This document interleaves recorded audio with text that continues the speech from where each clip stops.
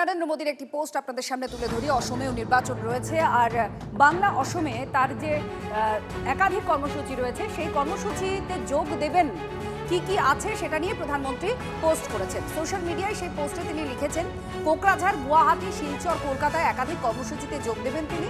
রাজ্যবাসীর সঙ্গে জনসংযোগের কথাও জানান পোস্টে।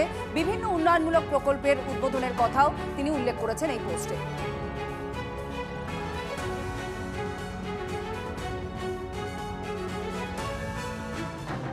শনিবার প্রধানমন্ত্রী ব্রিগেড সভার দিকে যেমন নজর, আর তেমনই নজর রয়েছে সোমবার, কারণ ভোটের ঘোষণা হতে পারে।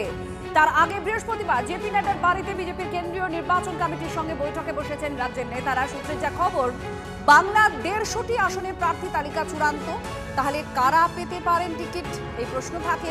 বিজেপি সূত্রের যা খবর, বর্তমানে বিধায়কদের 80 থেকে 90% পুনরায় তারা টিকিট পেতে চলেছেন।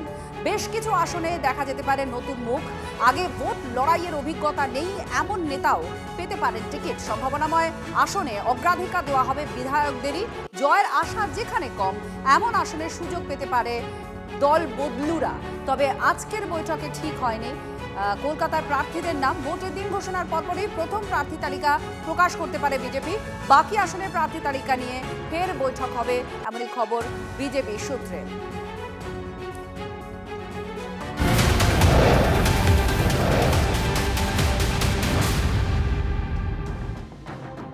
আর এই মুহূর্তে আরো একটি খবর আপনাদের দিই। রাষ্ট্রপতির প্রাতররা সেই আমন্ত্রণে যাচ্ছে না তৃণমূল কংগ্রেস। প্রতি বছরের মতো এবছরও অধিবেশন চলাকালীন সব দলের সাংসদদেরই প্রাতরাশের আমন্ত্রণ জানানো হয়েছে রাইসিনা হিলসে। বাংলার সাংসদদের ডাকা হয়েছে 16 মার্চ।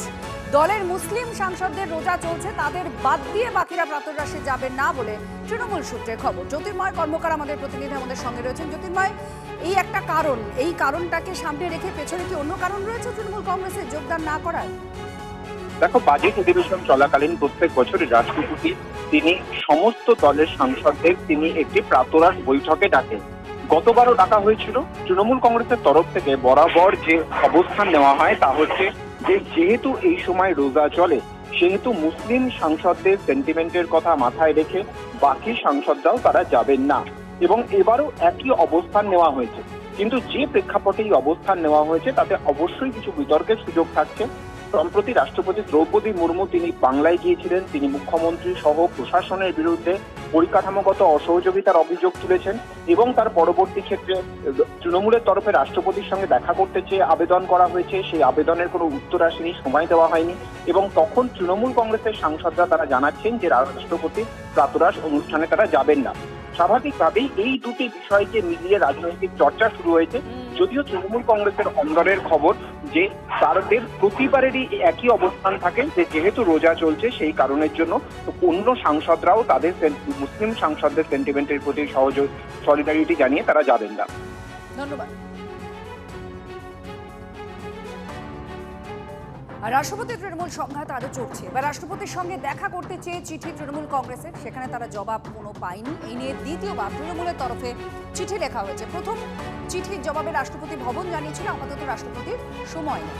দ্বিতীয় চিঠিতে তৃণমূলের তরফে জানানো হয়েছে 12 থেকে 15 জন সাংসদের প্রতিনিধি দল দেখা করতে চায়। আগামী সপ্তাহে সময় চেয়ে আবেদন করা হয়েছে। তৃণমূল সুপ্রিমোর নির্দেশ মতোই রাজ্যের আদিবাসীদের উন্নয়নের জন্য যে রিপোর্ট, যে খতিয়ান, সেই রিপোর্ট কার্ড রাষ্ট্রপতির কাছে পেশ করতে সময় চাইছে তৃণমূল কংগ্রেস। গত শনিবারই রাজ্যে রাষ্ট্রপতিকে আমন্ত্রণ জানানো নিয়ে মুখ্যমন্ত্রীর সঙ্গে সংঘাত চরমে ওঠে। এটা রাষ্ট্রপতি মহোদয়ার সিদ্ধান্ত, তবে যে অপমানটা তৃণমূল সরকার করেছে তাতে আমার ব্যক্তিগত মত ঠিকই করেছে। এদের আর গুরুত্ব দেওয়ার দরকার নেই। ডিএসআর নাম্বার, পশ্চিমবাংলার জনগণ প্রস্তুত হয়ে আছে। শুধু ইলেকশন কমিশন ভয়মুক্ত পরিবেশ করে দিক, ইভিএমে গিয়ে কেউ ওদের ওই ছিন্নমূলে ভোট দেবে না। দেশের রাষ্ট্রপতি এবং দেশের অন্যতম বৃহত্তম একটা রাজনৈতিক দল, তো দেশের রাষ্ট্রপতি তাদের প্রতিনিধির সঙ্গে দেখা করবেন না? তো মেরে গরুদান, এইসব কথার অর্থটা কি? এইসব অবান্তর কথা বলেই বিজেপির নেতারা নিজেদের অশিক্ষার পরিচয় দেয়।